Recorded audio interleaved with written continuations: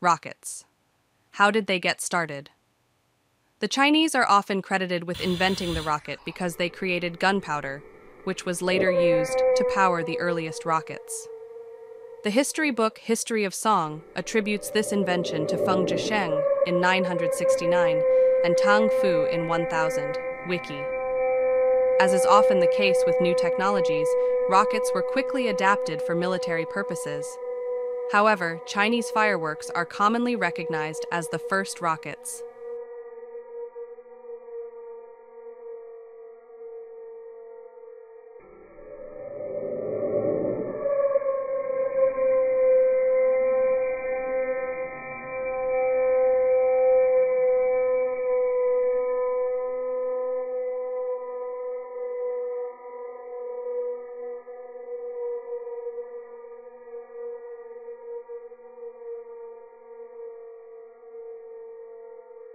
The Chinese rocket exists today in the fireworks stores that we can find.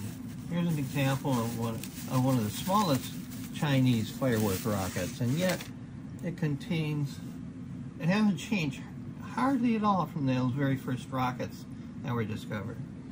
And it has some basic components that resemble the rockets today. If we take a quick look at this rocket, we'll see it has a stick, and the stick is for stabilizing. Here we have a fuse, a rocket body, rocket tube, and a nose cone or a tip.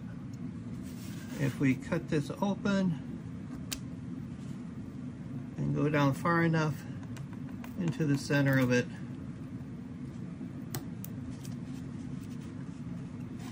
we find a white powder that is the rocket fuel. We find an intermediate layer that is clay, and at the very end we see a silver powder that is the explosive. So this is basically analogous to the solid rocket today, solid fuel rocket today, and has many of the same components. The rockets today are stabilized by fins, or more sophisticated by gyroscopic systems and control of feedback with swiveled liquid fuel nozzles.